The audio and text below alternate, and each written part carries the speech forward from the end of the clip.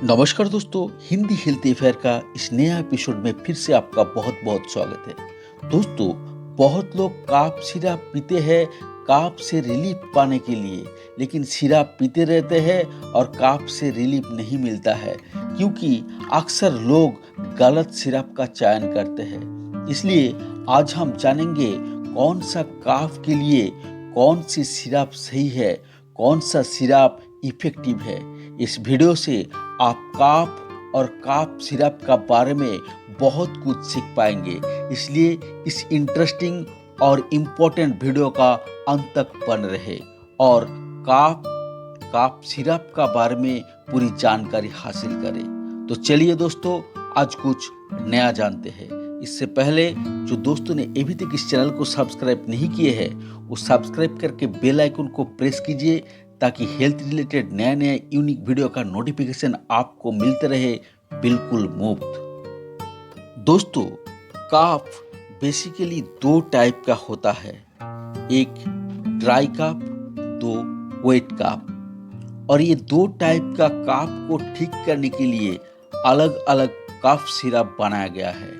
Dry काफ या सूखी खांसी में बलगम या म्यूकस कुछ नहीं निकलता है, सिर्फ सूखी खांसी होता रहता है।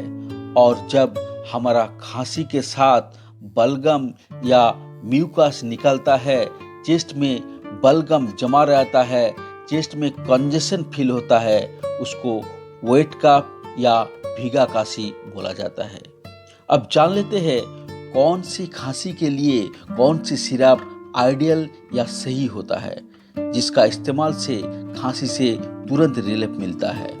तो दोस्तों, पहले शुरू करते हैं ड्राई या सूखी खांसी के लिए। दोस्तों, ड्राई या सूखी खांसी में गले में खरोच जैसी फील होता है और खांसी होता है। गले में कुछ इरिटेशन फील होता है और खांसी होता है, या धूल, धुआं या अन्य कुछ चीजों से एलर्जी का वजह से खांसी होता है, या कोल्ड का कारण से सूखी खांसी होता है। तब डेक्स्ट्रोमेथोर्फेन है ऐसा काफ सिरप यूज करने से सूखी खांसी से रिलीफ मिलता है। अब जब इसका साथ कुछ एडिशनल रहता है, मतलब कई बार सूखी खांसी के साथ रेनी नोज या नाक से बहना, आंख लाल हो जाना की प्रॉब्लम रहता है, जिसको हम आम भाषा में सर्दी जुकाम कहते हैं, उसको ठीक करने के लिए इस डेक्स्ट्रोमेथोर्फेन का साथ और एक चीज ऐड होता है, वो है एंटी हिस्टामिनिक दवा। नाक से बहना, नाक में जलन महसूस, आंख लाल होने की प्रॉब्लम को दूर करने के लिए एंटी हिस्टामिनिक का यूज किया जाता है, जो क्लोरोफेनेरामाइन और डिफेनहाइड्रामाइन नाम से आते हैं। दोस्तों, और एक सिचुएशन होता है जब सर्दी भी होता है, नाक से बहता है, खांसी भी होता है और साथ में नाक पूरी तरह बंद रहता है। तब काफ सिरप में ये सभी का साथ और एक मॉलिक्यूल्स ऐड हो जाता है, जिसका नाम है फेनिलेफ्रेन और सूडोएफ्रेन। इसका साथ गर्म पानी का स्टीम इनहेलेशन करने से फायदा मिलता है।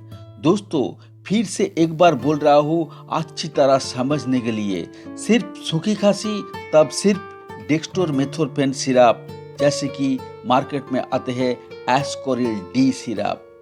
सूखी खांसी के साथ नाक से बहना, मतलब रेनी नोज, नाक में जलन महसूस होना, तब डेक्स्ट्रोमेथोर्फेन प्लस क्लोरोफेनेरामाइन सिरप, जैसे कि ग्लिनटैक्स डीएक्स सिरप। सूखी खांसी के साथ रेनी नोज या नाक से बहना, साथ में नाक बंद रहना या नाक में कंजेशन की प्रॉब्लम, तब डेक्स्ट्रोमेथोर्फेन प्लस क्लोरोफेनेरामाइन प्लस फेनिलेफ्रेन, जैसे कि Ascoril D plus syrup market में आते हैं। दोस्तों, जो सिरप का मैं नाम बताया हूँ, इसका अलावा भी ये सब कंपोजिशन का और भी बहुत सारा ब्रांड नेम में मार्केट में बहुत सारा सिरप उपलब्ध है। दोस्तों, अब बात कर लेते हैं वेट काफ या प्रोडक्टिव काफ सिरप का बारे में। चेस्ट में कुछ जमा हुआ है ऐसा फील होगा, साथ में सांस लेने में दिक्कत। इस टाइप का प्रॉब्लम को ठीक करने के लिए मार्केट में कॉम्बिनेशन सिरप आते हैं। इस टाइप का सिरप में ब्रोमेक्सिन, गुएफिनेसिन और एम्ब्रोक्सल जैसी केमिकल रहता है। ये सब केमिकल जमा हुआ काप को पतला करके बाहर निकलने में काम करता है। काप जम गया है और सांस लेने में दिक्कत हो रहा है, इस सिचुएशन में इसका साथ ब्रोंकोडायलेटर दिया जाता है, जैसे कि टारबुटालिन, साल्बुटामॉल और लीवोसाल्बुटामॉल। ये सभी सांस का नाली को खोलने में या डायलेट करने में मदद करता है, जिससे यार अच्छी तरह एंट्री हो सके।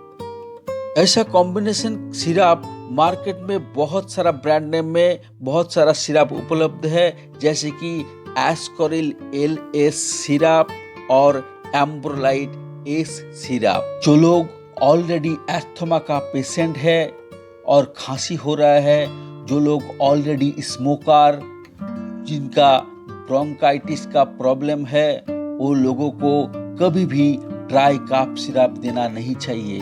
उन्हें हमेशा कफ बाहर निकले ऐसा सिरप, जैसे कि गुएफिनेसिन या ब्रोमेक्साइन के साथ ब्रोंकोडायलेटर, जैसे कि टारबुटालिन, साल्बुटामॉल या लीवोसाल्बुटामॉल है, ऐसा कॉम्बिनेशन सिरप देना चाहिए, जिससे उनका सांस नाली खोल सके और सांस लेने में दिक्कत ना हो।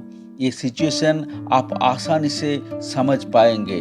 बहुत लोग कहते हैं खांसी हो रहा है और साथ में घड़-घड़ आवाज निकल रहा है। घड़-घड़ आवाज मतलब कफ जमा हुआ है और लांग से अच्छी तरह हवा निकल नहीं पा रहे हैं और आवाज हो रही है।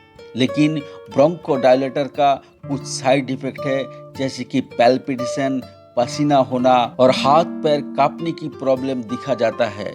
यदि किसी का ऐसा हो तो सिरप का क्वांटिटी कम करके लेना होता है। यदि आप 10 ml ले रहे थे तो भी 5 ml करके लेना चाहिए। जब ऐसा होगा तब ठंडा जगह में रेस्ट करना चाहिए। ज़्यादा प्रॉब्लम होने से जरूर डॉक्टर से कंसल्ट करें। अंत में एक इम्पोर्टेंट बात, कभी भी सेल्फ मेडिकेशन ना करें, डॉक्टर से कंसल्ट करके ही हमेशा दवा का सेवन करें। तो दोस्तों, ये था आज का जानकारी अच्छा लगे तो एक लाइक जरूर कीजिएगा, इसे ज़्यादा से ज़्यादा शेयर करें ताकि और भी लोग इसे जान सके। और ऐसा ही यूनिक वीडियो पाने के लिए चैनल को सब्सक्राइब करके बेल आइकन को जरूर दबा दीजिएगा।